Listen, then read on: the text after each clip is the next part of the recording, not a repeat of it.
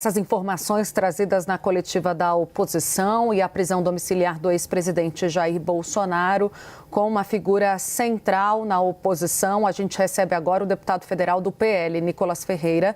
Tudo bem, deputado? Obrigada pela disposição aqui para essa conversa. Eu digo até que o senhor é personagem central dessa decisão. O senhor é mencionado pela ligação de vídeo que fez na manifestação de domingo ao ex-presidente Jair Bolsonaro. Ele não falou nada, mas Alexandre de Moraes entendeu que essa ligação, assim como a publicação do senador Flávio Bolsonaro, serviram para impulsionar mensagens proferidas na tentativa de coagir o Supremo Tribunal Federal e, consequentemente, obstruir a justiça e com amplo conhecimento das medidas cautelares impostas. Diante dessa afirmação de Moraes e do que aconteceu posteriormente à decisão de uma prisão domiciliar, eu te pergunto se o senhor se sente responsável pelo que aconteceu. Boa tarde, Tainá. Boa tarde, Uribe. Boa tarde a quem está nos assistindo. A peça central da prisão do Jair Bolsonaro é Alexandre de Moraes. Não pode ser eu. Obviamente, uma decisão sem pé e sem cabeça, uma decisão onde abre brechas para se cometer uma falta e depois ser punido por algo que não faz nenhum sentido. Basicamente, ele viu as pessoas na manifestação, nem mesmo se comunicou, como não foi no caso do Rio de Janeiro, tanto em Belo Horizonte quanto em São Paulo, ele literalmente viu as pessoas. Então, essa citação aí, acredito que Alexandre de Moraes coloque o meu nome para poder dar relevância em uma decisão irrelevante que ele deu. Ou seja, a peça central, de fato, disso tudo é Alexandre de Moraes. E é interessante como as coisas mudam de foco, né? No mesmo dia que se deu aí grande repercussão a respeito da vaza-toga, de mensagens que foram vazadas pelo ex-assessor de ministro Alexandre de Moraes. Ou seja, uma baita de uma coincidência. Então, não, jamais seria responsável por uma pessoa ser presa por não ter dito nada. E se estão confessando de que ele foi preso somente por poder olhar as pessoas na manifestação, meus parabéns, vocês estão confessando que nós já não estamos em uma democracia. Apesar do senhor apontar que Alexandre de Moraes é o responsável, o senhor se arrepende de ter feito essa ligação para Jair Bolsonaro? Claro que não. Eu vou me arrepender de fazer algo correto, algo que não tem nenhum tipo de problema. E não tem essa de apesar, Uribe. Apesar da pessoa ter matado, você foi lá e, sei lá, passou perto dela. O foco, literalmente, é o primeiro. É quem, de fato, o colocou na prisão, que é o Alexandre de Moraes. A gente não vai discutir aqui a respeito das ilegalidades que ele cometeu, por exemplo, as imagens, as mensagens vazadas, onde mostra que ele, enfim, praticamente sua equipe mandava prender pessoas por postagens de 2018. Ninguém vai comentar a respeito disso. Realmente o foco é, você se sente arrependido? Sinceramente, eu acredito que nós temos coisas muito mais sérias a se tratar. Você tem pessoas hoje presas de forma desproporcional, injustamente, tomando penas que nenhum criminoso de alta patente aqui no nosso país toma. Inclusive, saiu aí na notícias, né, de que Moraes diz que a justiça é igual para todos. Mentira. Sérgio Cabral agora com certeza deve estar rindo com uma condenação de 400 anos por corrupção na sua sacada ali do seu apartamento em Leblon. Então não, a justiça não é literalmente igual para todos. Agora, Jair Bolsonaro está aí no mesmo patamar de que líderes de facção criminosa. Na verdade, um nível até mesmo abaixo, né? Porque até mesmo uma pessoa que é líder de facção criminosa pode dar entrevistas, né? E eu me pergunto, para poder finalizar e passar a palavra para vocês, e quem divulgou as imagens do Jair Bolsonaro falando com as pessoas na manifestação nas redes sociais, também vão ser indenizadas? Ou seja, não faz sentido nenhum, é uma ditadura extremamente confusa. E dizer de que ele quebrou a medida cautelar realmente é ignorar a sanha ativista de um juiz que, de fato, parece um político com uma toga. Deputado, eu queria saber como é que a política pensa essa estratégia jurídica ainda, a insistência que virá por parte dos advogados. Eles estão elaborando um recurso, basicamente para afirmar que Bolsonaro não descumpriu a medida cautelar imposta pelo ministro Alexandre de Moraes. Conversando mais cedo com aliados do ex-presidente, pessoas próximas também ao senhor, eles entendem que não há mais caminho jurídico para reverter essa decisão. O senhor concorda concorda e a estratégia política que está em curso, que é de muita pressão sobre a Câmara Federal? Falo da Câmara porque o senhor é deputado. Tende a dar algum resultado? Rui Barbosa pode ressuscitar que não ia adiantar de nada. Não existe um caminho jurídico para quando só uma pessoa decide a respeito de tudo. Eles irão recorrer a quem? Fazer o embargo de declaração para poder cair no próprio ministro Alexandre de Moraes? Mais uma vez, o ministro Alexandre de Moraes, ele acumula funções. Ele é o delegado, ele é o investigador, ele é o promotor, ele é a vítima, ele é o delegado, tudo ao mesmo tempo. Até mesmo o próprio Flávio Dino, por exemplo, que tem uma ação contra o presidente Bolsonaro, não se coloca impedido nessas ações. Ou seja, a gente, de fato, precisa colocar os pingos nos is e mostrar que não, nós não estamos em uma democracia que eu, como deputado, apresento uma PEC e isso vai ser aqui tratado de uma forma legislativa e da forma como deveria traçar o curso natural. Não, eu quero dar o exemplo aqui mais recente, e nem é sobre, digamos assim, uma pauta, digamos, moral, por mais que isso atue na vida das pessoas, mas é uma pauta econômica. A derrubada do aumento de IOF foi feito pelos deputados, foi feito por essa casa, foi feita pelo Senado, e o que aconteceu? O PT recorre até o STF e é sorteado, o homem sortudo, cai na mão do Alexandre de Moraes para poder decidir, então, o aumento do IOF. E o que ele faz? Ele mantém o aumento do IOF. Ou seja, isso não é violar as barreiras e os limites dos poderes que nós temos? Ou seja, já não há mais poder executivo, legislativo e judiciário. Há somente um poder chamado Alexandria. De fato, é somente o ministro Alexandre de Moraes que decide a respeito de tudo. E quero deixar aqui algo bem claro. Não tem uma oposição ao ministro Alexandre de Moraes por picuinha, por bia. Isso aqui diz respeito a questões muito sérias, como eu disse. O ministro Alexandre de Moraes está em uma lista, não uma lista de chamada de uma escola, ele está em uma lista onde existem pessoas que são violadores de direitos humanos, criminosos de alta patente. E isso precisa ser dito de forma clara.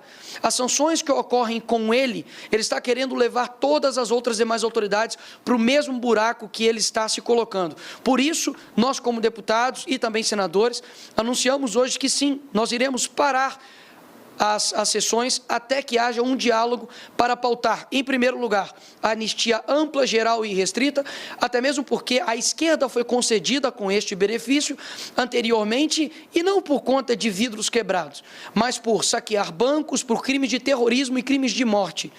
O segundo ponto é impeachment do ministro Alexandre de Moraes e, consequentemente, a nulidade de todos os seus atos. Afinal de contas, você tem uma pessoa que já, de diversas formas, deixou bem claro que extrapolou os seus poderes, tem feito vingança processual e tem colocado pessoas na cadeira meramente porque estavam de verde e amarelo. Não vi ninguém de vermelho que cometeu os mesmos crimes aqui ser preso nenhuma vez aqui no nosso país, porque já teve momentos onde a esquerda já invadiu também aqui esses locais e nada aconteceu. E, por fim, o fim do foro privilegiado, que não tem nada de privilegiado, né?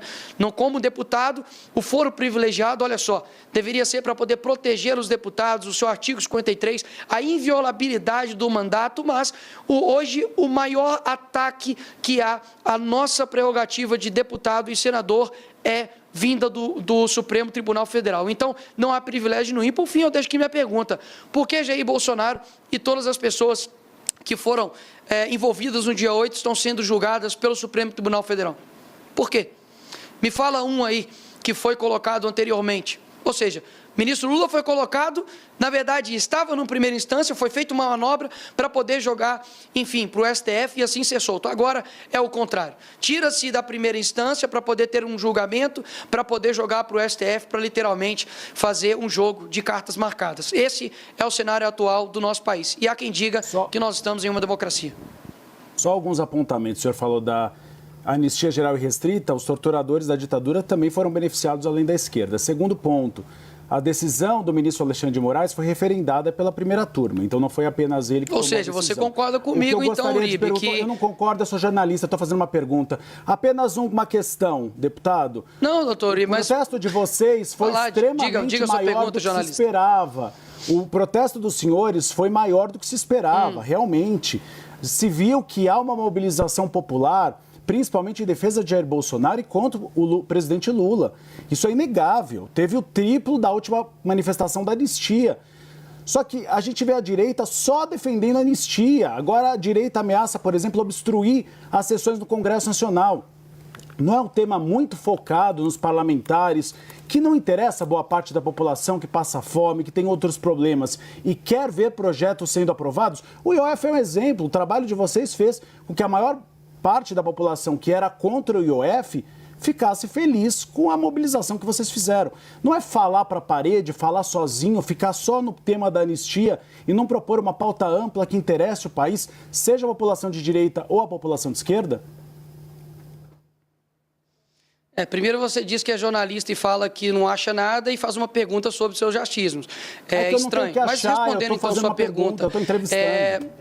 A grande questão, então deixa eu responder, com base na sua pergunta feita de achismos, né? O que eu estou querendo dizer, Uribe, é o seguinte: primeiro, a respeito sobre a anistia, é o que exatamente estou querendo dizer. Houve uma anistia ampla, geral e restrita, eu não disse somente para a esquerda, houve uma anistia ampla, geral e restrita, e é isso exatamente que eu estou pedindo para todos, e neste caso agora em específico, foi para as pessoas, obviamente, que cometeram aqui alguns crimes e delitos, mas não de proporção de 17 anos. Agora, quem não está preocupado com o foco dos grandes problemas reais do país é o ministro Alexandre de Moraes. Porque, no fim das contas, nós estamos fazendo um trabalho aqui, tentando fazer um trabalho para olhar para as causas profundas do nosso país, como, por exemplo, saneamento básico, onde tem 100 milhões de pessoas que não têm água potável e nem saneamento básico no nosso país. A gente tem que tratar sobre o problema de segurança aqui no nosso país. Nós temos que tratar a respeito de problemas sobre educação no nosso país. Agora, quem está no Poder Executivo? Quem que está no Poder Judiciário somente gastando o seu tempo em perseguir opositores? Qual é a medida que o nosso Judiciário tem tomado contra o crime organizado? Qual que é a medida que o nosso Judiciário tem tomado contra tudo aquilo que você me perguntou e está dizendo sobre as causas profundas do nosso país? Agora, o que exatamente nós estamos querendo dizer é isso. Vamos dar um primeiro passo de pacificação no país. Agora, vamos lá. Um pai que é condenado a 17 anos, como o caso do Rubens, que foi condenado a 17 anos porque furtou uma bola assinada pelo Neymar aqui no Congresso, está distante da sua esposa, Norda, com um filho recém-nascido e com outro filho de 6 anos de idade. Isso não é uma causa profunda? É uma pergunta que eu faço. Você sanar injustiças feitas por um judiciário que colocou pessoas na cadeia por conta de um post em 2018 não é olhar para as causas profundas? A grande questão é que o brasileiro olha para todas essas questões genéricas e se apega a isso. Agora, as causas que realmente impactam o coração das pessoas, que é injustiça, que é de fato lutar pela verdade aqui nesse país, isso é deixado de lado. É o filho do outro, né?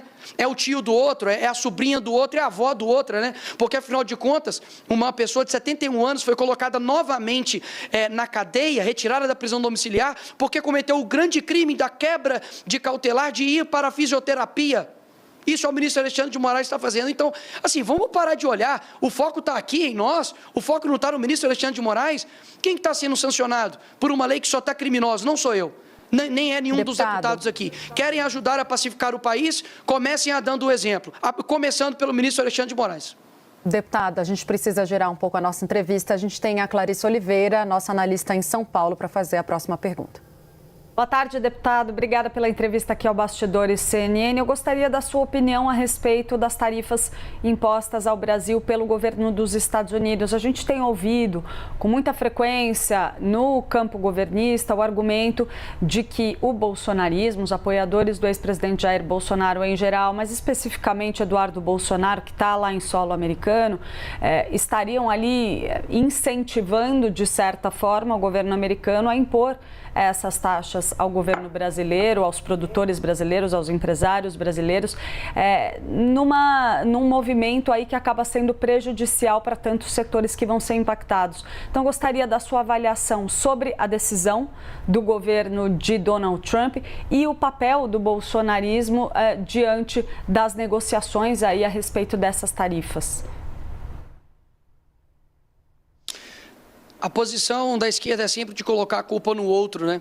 A culpa nunca é deles. Ano que vem vai se fazer 18 anos no poder, no executivo, mas a culpa de tudo, obviamente, se volta para a mesma pessoa, o Bolsonaro. E agora, na figura de Eduardo Bolsonaro. Vamos lá. A influência que o Eduardo Bolsonaro está fazendo no governo americano é um ataque à soberania? Tá. Então, quer dizer, então, de que quando o Lula manda um avião até o Peru para poder resgatar a ex-primeira-dama condenada por corrupção, é ataque à soberania? Quando o Lula interfere numa decisão sobre a Cristina Kirchner de corrupção, isso também é ataque à soberania? Quando, em 2016, foram até os tribunais penais internacionais para poder retirar ali o impeachment da Dilma, também é ataque à soberania? Quando a deputada Gleisi Hoffmann foi até a TV Al Jazeera do mundo árabe para poder falar, para poder soltar o Lula, também era um ataque à soberania. Então, o que eles estão dizendo é que todos eles, então, são criminosos? Eu acredito que não. Por quê? Porque é uma indignação completamente seletiva. O Eduardo Bolsonaro, ele não está lá manipulando a cabeça do governo americano. Ele, como até mesmo cidadão americano, ele pode apresentar as denúncias que todo mundo está vendo. Fique em paz, o mundo inteiro está vendo, e eu acho que o governo americano tem celular, ele tem acesso, né, à mídia, ele não precisa aí literalmente de nenhum tipo de manipulação para poder tomar suas decisões. E um ponto aqui importante é que a carta do Trump foi muito certeira. No primeiro parágrafo, ele fala como está sendo tratado Jair Bolsonaro, que está sendo uma caça às bruxas. No segundo parágrafo, ele fala a respeito das eleições livres e da falta de liberdade de expressão que está sendo guiada pelo Supremo Tribunal Federal. Ou seja, o nosso presidente, que agora está no poder, basta, de fato, ele atentar para o que foi colocado na carta pelo Trump, não por mim, não pelo Bolsonaro, não escrita pelo Eduardo Bolsonaro, mas pelo Trump, para poder tomar as decisões corretas. Agora, não vai ser com provocações do Lula aos Estados Unidos, ou falta de diálogo, falta de diplomacia, dizendo, por exemplo, antes das eleições, que o Trump era um nazista de moeda trocada, que nós vamos resolver este problema. Então, mais uma vez, a população está vendo que agora, literalmente, Jair Bolsonaro está preso dentro de casa, Eduardo Bolsonaro está em outro país, e a culpa é deles agora? Assim, é uma falta realmente de capacidade de assumir tanto as suas ações quanto as suas omissões. Quer resolver o problema? Faça as duas coisas aqui no Brasil. Trate Jair Bolsonaro da maneira como deveria tratar, tendo eleições limpas e sem querer ganhar no tapetão, e também, obviamente, parando com essa sana persecutória através do ministro Alexandre de Moraes contra toda a direita. Deputado, a gente tem visto que essa pressão sobre o Congresso Nacional não funcionou no início da legislatura, foi feito um movimento semelhante, depois os dois presidentes abriram para um diálogo. O fato é que essas propostas que vocês citaram hoje como principais, sem falar do pacote antissupremo, mas para a Câmara é anistia, para o Senado é o impeachment do ministro Alexandre de Moraes, não andaram, não avançaram, e quando a gente fala com a cúpula dos dois lados ali, há uma chance zero de que essas propostas, nessas condições, no calor das emoções, vão ganhar tração nas duas casas. Por que optar, portanto, por essa estratégia de pressão? Hoje o vice-presidente, que é o Altineu Cortes, deu uma guinada no discurso, disse que quando assumir a presidência novamente, na ausência do presidente Hugo Mota, vai colocar para pautar o projeto da anistia, coisa que ele havia rejeitado meses atrás. O que fez o PL mudar de postura nesse sentido, né, a cúpula do PL, e agora investir em mais pressão sobre os presidentes da casa, sendo que esse tipo de movimento não surtiu efeito antes? Eu falo por mim, não falo por todo o PL, eu nunca parei a minha pressão daquilo que pode ser feito, e tenho dito desde o começo desse ano, tanto fora Lula quanto fora Moraes, lutado pela anistia, desde inclusive a CPMI do dia 8 e anterior a ela, visitando os presos do dia 8. Então isso é uma pauta que ultrapassa questões partidárias.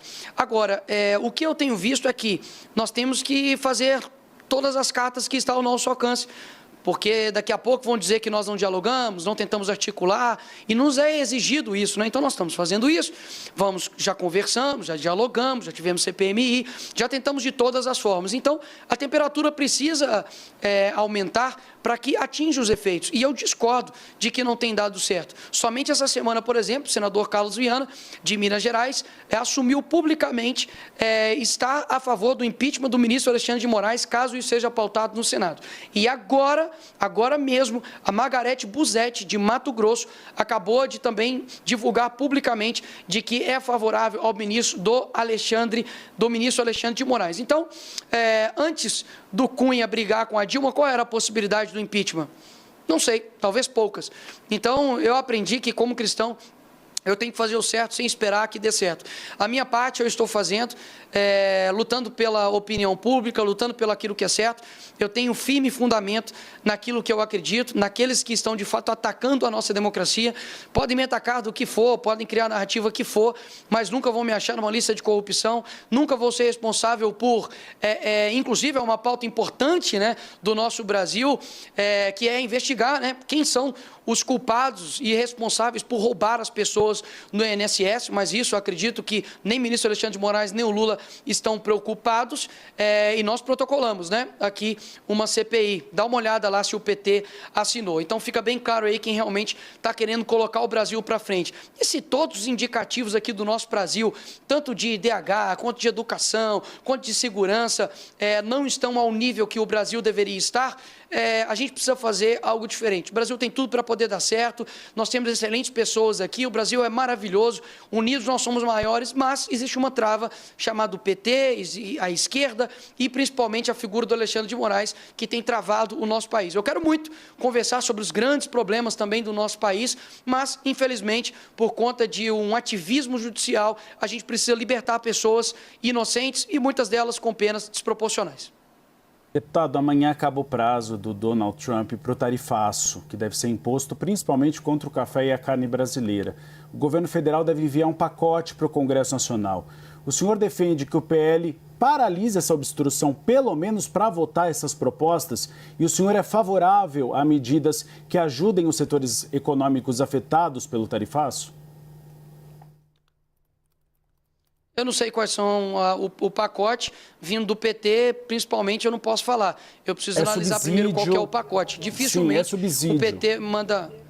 Dificilmente o PT manda algo bom para cá, mas obviamente eu preciso analisar. Eu não li, não tem como emitir opinião a respeito disso agora, nesse momento. Posteriormente, Uribe, sem problemas, eu passo minha opinião para vocês. E com relação ao setor produtivo, só deem uma olhada, de fato, em quem defende aqui o agro. Porque, não sei vocês, mas joga aí no Google, pode duvidar de mim. Quem chamou o agro de fascista não foi Bolsonaro, não foi Nicolas Ferreira, foi Lula. Então, é só ver como que é o tratamento que estão dando, por exemplo, para o agro do Rio Grande do Sul, depois de uma catástrofe, basicamente deixados ao pó, o povo que realmente sustenta aqui esse país. E, mais uma vez, quem tem gerado a crise diplomática com os Estados Unidos, inclusive através da sua primeira-dama, xingando o homem mais poderoso do mundo, que até então fazia parte do governo americano, tem nome que é Janja, quem tem feito diversos ataques à democracia americana e dito, inclusive, sobre desdolarização, tem reforçado ali o BRICS, é o presidente Lula. Então, se ele quer ajudar o agro, leia mais uma vez a carta do Trump. Se ele não conseguir ler, pede um assistente, pede um assessor para poder ler para ele entender o que o Trump está querendo dizer, e a solução está nas mãos deles. Não tem como colocar que a solução agora está na nossa mão. A solução está na mão deles. Basta, mais uma vez, ter essa sana persecutória findada contra Jair Bolsonaro e outras pessoas também de direita, anistia ampla e geral, que para mim é um preço muito, muito baixo para poder pacificar o país, vocês não acham? Anistia ampla e geral para pessoas que quebraram aqui vidros, etc. e tal, estava querendo dar um golpe impossível, um crime impossível, eu querer, Tainá, querer te envenenar com um copo de água potável, é um crime impossível. Tinha aqui pessoas aqui extremamente idosas, não tinha uma arma de fogo. Que golpe é esse? Ou seja, o presidente, de fato, está preso, é o primeiro que está preso não por corrupção. E pelo que eu vi aqui na história do nosso país, se ser preso te faz ser presidente, então Jair Bolsonaro tem grande chance, mais uma vez, de se tornar presidente do nosso país. Obrigada, deputado Nicolas Ferreira, pela conversa aqui, pelos esclarecimentos. Um bom trabalho, até uma próxima. Agradeço também a nossa Gabi Veras, que ajudou a viabilizar essa entrevista ao vivo em loco. Espaço sempre aberto, deputado. Aqui a gente tem pluralidade, a gente ouve todos os lados. Obrigado pelo tempo de falar conosco aqui ao vivo.